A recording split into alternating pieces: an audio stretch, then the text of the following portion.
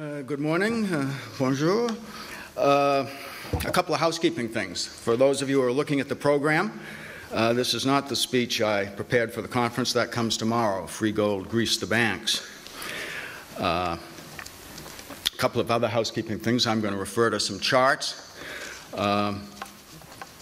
There's a recent commentary that covers this subject matter at my website, The Golden Sextant. It has the charts. I don't think they're in your handout. But if you want to take a look at them, you can go see them at the website. Well, the basic question, as you have already heard, with regard to the central banks, is that they claim to have gold reserves amounting to some 30,000 tons. And the question is, how much of this is gold sitting in their vaults, and how much of it is gold which they have loaned out, which we'll call in general terms gold receivables. And another category that seems to be growing is gold in the vault, but against which they have written call options. Bill has asked me to try to explain in a short time, and I'll take out my watch, see if I can keep track here, what gold derivatives are, what this is all about. Basically, central banks loan gold in one of three ways. They deposit it with other gold banks or with a bank like the Bank for International Settlements, which then may loan out part of or all of that deposit. They loan it to the bullion banks, or they engage in swaps with the bullion banks, either gold swaps or frequently gold currency swaps. Why do they do this? The ostensible reason is to earn a return on their gold, which they like to otherwise refer to as a sterile asset. And the return on gold, loan gold, is called a lease rate. Now ask yourself a question: is there a lease rate on oil, on copper, on nickel, on lead, on soft commodities, on orange juice, on pork bellies? No, there is not. There is a lease rate on silver, and there are quoted lease rates on platinum and palladium, but those are tiny markets. Basically, the lease rate on gold is the interest rate on gold. And these transactions, by and large, are done between the central banks and the bullion banks. Now, the bullion banks are intermediaries. That is to say, they do not borrow gold or accept deposits of gold from central banks simply in order to put it in their own vaults.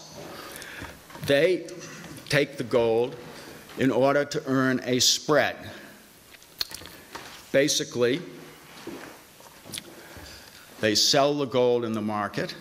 They receive a financial asset of one sort or another, usually bonds, and they're a higher yielding asset. So they are earning this spread. And they do this in order to do what I will oversimplify but categorize as three kinds of business. One is there is a historic business with the jewelry industry, which has inventories of gold that they're using in their processing. And they borrow the gold, they manufacture the jewelry, and then they sell it. But the sales are done after the manufacturing is completed. And so that inventory can be repurchased at pretty much the same price at which they've sold the product. Thus, from a banking point of view, the risk there, it's an inventory loan. But there's no real risk in terms of the gold price. Now, in the 70s, after the gold price was freed and the gold mining industry began to come back somewhat, developed a system of gold loans, particularly for new projects. And the gold loan was basically a way to borrow the gold, sell the gold, get the money, build the mine, pay back the gold out of the production from the mine. And since leasing gold loans were usually at 1 or 2%, and the quoted market rates in those days were 6, 7, 8, 9%, wherever, this was an attractive way of financing. But it only worked for new projects. Then the bullion banks built the business, and we started this system of forward selling. Now, the forward sale, the basic forward sale, and there are a lot of complicated variations on it, but the basic forward sale The bullion bank borrows gold from the central bank, sells the gold into the market. It's borrowed at 2%. Let's say it's buying usually quite secure things like treasury bills that are paying 5, 6, 7%. You've got a spread, the difference between what would be LIBOR, or the U.S. Treasury rate, versus the lease rate, leaves what is called the forward rate. So if LIBOR, let's say, at whatever maturity you pick, 1, 2 years, wherever this is being done, is, say, 7%, and the lease rate is 2%, the forward rate is 5%. Talking annual rates, think of gold at that time is trading at $300, 5% annually, that's going to be $315. So the mining company can, in effect, sell forward its gold for a year, get a price that's a little higher than the current price, make it 15%. The bank's going to take a little bit of that as its commission or spread. But now the risk here is basically mining risk. That is to say, the bullion bank has borrowed X ounces, let's say it's 100 ounces from the central bank. It's going to be paid back that 100 ounces, 1 year, 2 years, whatever the term of the forward sale is, down the line, but it's going to get the same amount of gold back, returns to the bullion bank. So from the point of view of banking, excuse me, I need some water here. There's mining risk, but again, there's no significant risk on the gold price. The real risk in the gold price is the mining company, in order to assure its future price on the sale of its gold, is giving up the upside. If at that future date, instead of 315, the price were 350, well, the mining company is not going to get that. Neither is the bullion bank, for that matter. The gold, theoretically, is going to go back to the central bank, and it will just now have gold with a higher market value. Okay, now we get to the more interesting part, which is the gold carry trade. The gold carry trade is basically, essentially, it's banks funding themselves with cheap money.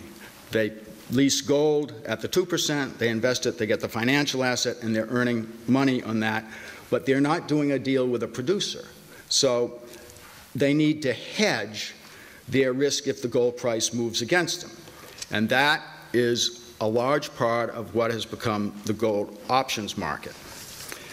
Now, you may wonder why I've gone through this. I'm just trying to give you a little picture of overall what the gold market is looking like from the point of view of a bullion banker. Now, the question has been, how big are these gold loans? How much have the central banks loaned out one way or another? And there have basically been two opposing views. One is what I'll call the Goldfield Mineral Services, the industry, the establishment view, which has tended to try to equate the gold loan, total gold loan liabilities with the jewelry and mining industry exposure. Thus, you get numbers 4,000 or 5,000 tons, which more or less corresponded when mining companies were, when the global hedge book was at its peak, of 4,000 or 5,000 tons. In other words, the gold carry trade, the risky part of this gold loan business, was essentially negligible. Then along came Frank Veneroso, and I should back up a little bit and say, Goldfield's numbers are basically anecdotal. They go, they talk to bullion bankers, they know that but there's no way to go check their numbers. Frank comes along, and he's got his own contacts in the bullion banking fraternity, and he starts putting together numbers based on what people are telling him, and he comes up and says, these gold loans are a lot higher than the Goldfield Mineral Services statistics are suggesting. And maybe they're twice as high. Maybe it's, not 5,000, but 10,000 tons of central banks have loaned out one way or another. In other words, the gold carry trade is a much bigger chunk of this overall gold loan exposure. Now, if you're, not connected with all these characters like I am, and you take a look at this, you say, well, how do I decide between who's right? Is it Goldfields or is it Frank? And if I could have the first chart, it turns out that the Bank for International Settlements collects statistics on what they call OTC derivatives. This is a system that was started in the early 90s as this whole OTC derivatives business took off. Now, and what their statistics are, basically, they come up, they're collected by the head office of the, most of them are, the 6-month statistics are for major banks and dealers in the G10 countries. They're collected by the home office of whichever bank it is. Thus, for the U.S., J.P. Morgan, Citi, it happens in New York, UBS, Credit Suisse, comes from Switzerland. And the individual national authorities report up through the BIS, which then every 6 months puts out its statistics. And this is the basic, this first chart, which I can't quite see, is the basic information that comes out each 6 months. And as you can see looking down, gold is, here's my little pointer. Gold is a pretty small number in terms of dollars. It's going across here. The most recent number is 369, I think that says. And relative to something approaching $250 trillion notional value. What's notional value? In the COMEX or in any exchange-traded futures market, you can measure open interest by number of contracts. As you know the size of the contract, and it's a standard contract. If there's so many contracts, it's that times. So, for example, COMEX futures, it takes 321,500 contracts to equal 1,000 tons of gold. In OTC derivatives, because these are individual contracts, custom tailored, there's no standard way to do it, so they use this concept of notional value, which equates essentially to open interest. And notional value is simply the face value of the contract. So if you had a contract for 1,000 ounces of gold at $400, the notional value is $400,000. Now, as I say, when you look at these numbers, gold's pretty small potatoes. You don't think much about it. But if you take these numbers and translate it at, say, the average gold prices for the period into tons, then you get a pretty good-sized number. Now, if you could give me the next chart, which is another BIS chart, the BIS, about a month or so after they published the summary statistics, comes out with another chart which gives a little more detail, because as you can see with gold, they break it out between forwards and swaps and options. So you get two different categories. Remember, when I was talking about forwards and swaps, we were talking about transactions that imply a physical sale into the market. That's part of the deal. Whereas an option, I mean, somebody can write a naked option. You don't need an ounce of gold to write a call option. You may be taking a big risk. But by and large, options are written with some cover called delta hedging, which I'm not going to try to explain, but it's a partial cover most of the time. So I've taken these statistics and converted into tons. And now if I could have the next chart, you can see this line here gives in tons. Forget the top line. The BIS has a triennial survey. The top line is one they do every 3 years with a slightly larger universe. The 6 months numbers are these, and you can see the total picture is running at almost 30,000 tons. But it's broken down into options and swaps. Into options and forwards and swaps. This is the forwards and swaps line. And it has been running well over 10,000 tons until quite recently it's dropped just under. Whereas options have gone up. Now, just at first glance, these numbers tended to confirm what Frank Van Rosso was saying. This is more consistent with his numbers than with Goldfield Mineral Services numbers. In fact, it's quite close. And recently, two things have tended to further support the suggestion from these numbers that the gold loans are north of 10,000 tons. First, the mining industry has cut back on its hedging by more than 50%, and in the last 2 or 3 years, and as you can see, that is not reflected in here percentage-wise anywhere near the same amount. We have not seen the BIS derivatives numbers imply a drop of some 50% in total gold derivatives. So that's one point. The second point is that the gold mining industry has also gotten away from options quite a bit. There was a time when a lot of gold mining companies wrote call options in order to, you earn a premium for writing the option, and then they would use that money to buy put options as a way to protect themselves against the downside. So there was there was a lot of this kind of activity, which has since largely ceased. And the last numbers that I saw on this, and the numbers from the industry are actually pretty good, where options were about 20% of the total producer hedge book.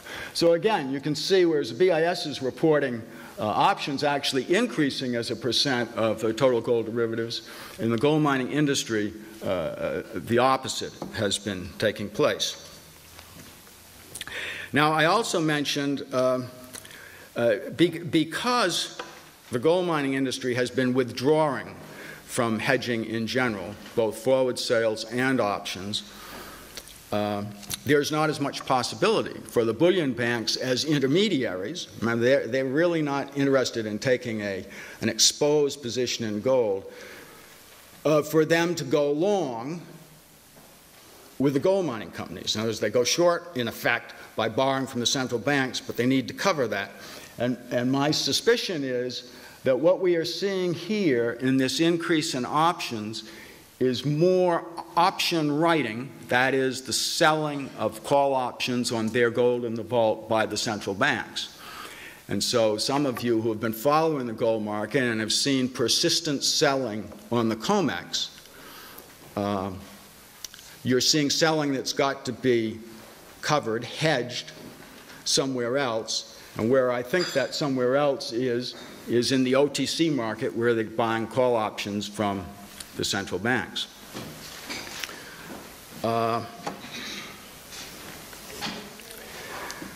Well, let's return to the why. Why are the central banks so involved in leasing or writing call options on their gold? I mean, is it really just to earn a return? And if I could have the next chart. This is a chart that has been updated, actually, recently for this conference to illustrate Gibson's paradox. Chris mentioned it. Basically, Gibson's paradox stands for the proposition that in a free market, gold prices will move inversely to real long-term interest rates. And that's in a free market. And this is a proposition that, in a different form, but essentially the same proposition, held true through the entire period of the gold standard. So then it would be the price level that moved inversely, but and it would happen except when the governments were engaging in some sort of manipulative conduct in order to preserve the gold standard, or later the Bretton Woods standard. And you can see that beginning in about 1995, so what we have here is the gold prices, I believe, have been put on the inverse scale. And you can see things track pretty well until about in here, 1996, 1995, and there's a big gap that has gone up until 2002 or so, and now it's beginning to reassert itself. But this gap here really represents an attempt to hold down gold prices in order to counter the pressure that rising gold prices would put on interest rates.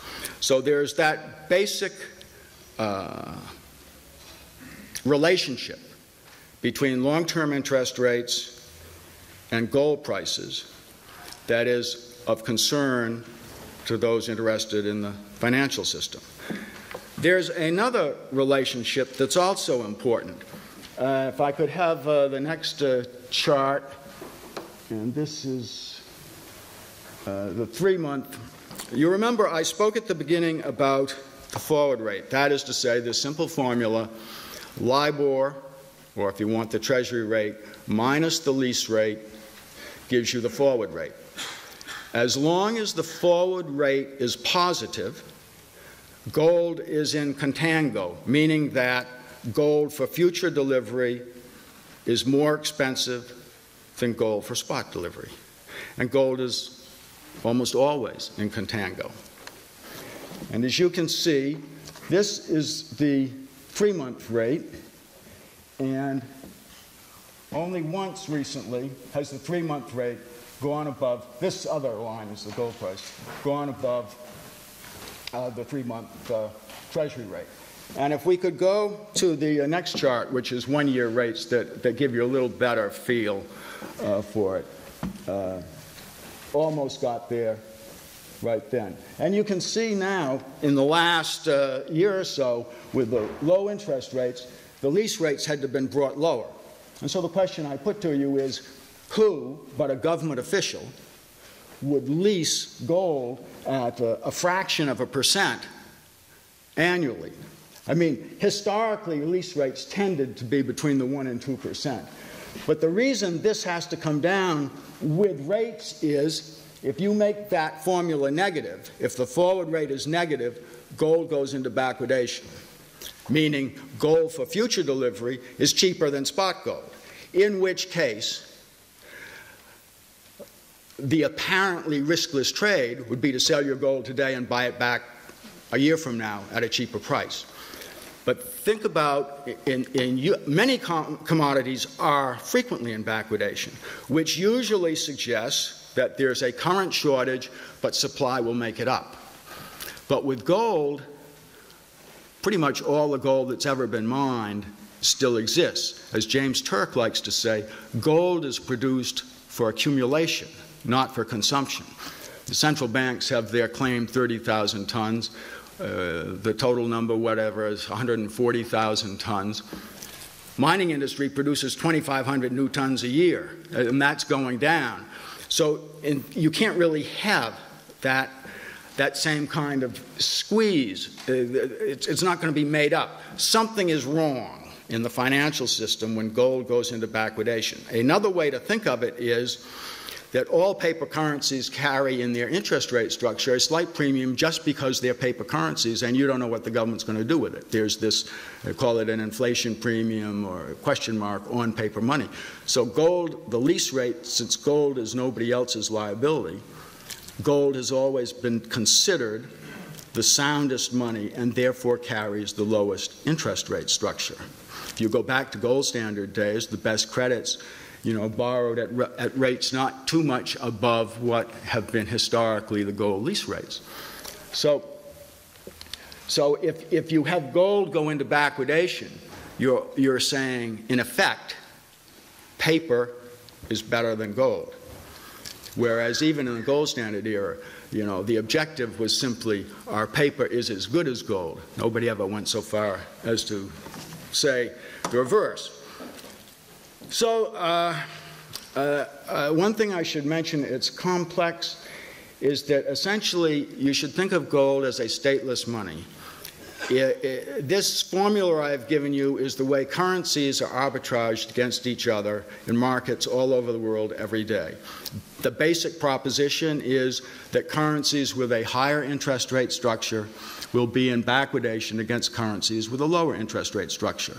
And if you look in the currency tables of any major newspaper and they go out with the futures market, you can see that principle at work on a regular basis.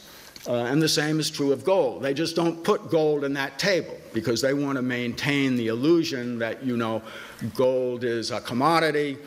That's why gold has a lease rate, not an interest rate, etc. So the point is, gold is in competition with paper money. It always has been, and it will continue to be. And the way I look at these numbers now is essentially that they tried after World War I to save the gold standard with the gold exchange standard, which was a way of treating currencies convertible into gold as if they were gold themselves, and in effect enlarged the pool of gold. It was essentially a manipulation to try to maintain the fiction of the classical gold standard. Under Bretton Woods, you've heard talk about the London Gold Pool, which in the last decade of the Bretton Woods system, roughly, was an effort to maintain the $35 an ounce gold price. And what I suggest to you we have seen with all this central bank lending and the explosion in gold derivatives over the last decade or so, since 1995, is a similar scheme which has been designed to make paper money appear as good as gold, which it isn't and never will be. And what we are going to see is the same kind of explosive rise in the price of gold that you saw in the Depression, when the price went from a little over $20 to $35, that you saw in the 1970s when the price went from its $35 first to $40, $45, and onwards up eventually to $800. I think that same chain of events is likely to happen in the future, and we're living now right at the end of the manipulative stage, which has been designed to control the gold price. So with that, I am going to stop for questions. I hope all this hasn't confused you too much. There are a number of people here who are as or more knowledgeable than I about gold derivatives. James Turk, my partner Bob Landis, John Embry, I think he's here somewhere, John Brimlow. And so this is a topic which is hard to grasp and get hold of, and does well in one-on-one back and forth conversations. So I encourage you, even if we can't handle your questions right here and now, to talk to some of these people about this whole issue. Thank you. You got a question over there? Yes, sir. The proposal of Gerhard Schröder, the Chancellor of Germany, about the regulation of the hedge funds, how it is going to impact the gold derivatives? Well, I'm not familiar with precisely what he's urging in the way of regulation.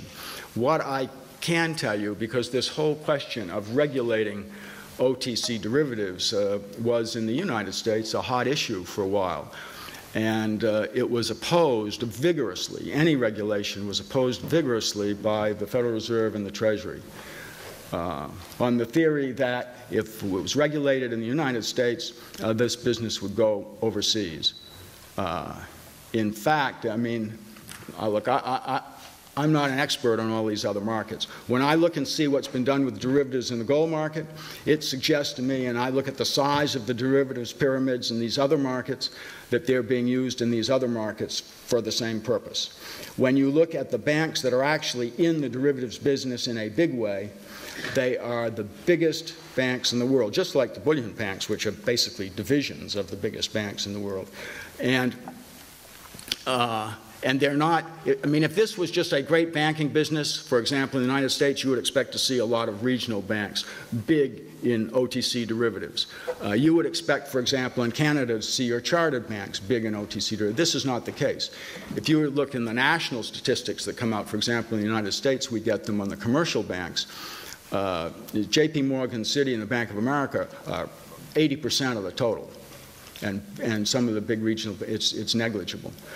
So this is an area in which the central banks and the biggest commercial or investment banks in the countries are the most active. Chris, you look like you're ready for me to quietly subside. I couldn't find the hook, Reg. Thank you, Reg. By the way, I was negligent in not presenting our gift to our previous speaker, JP, Bill has that. It's a book about the Yukon in German.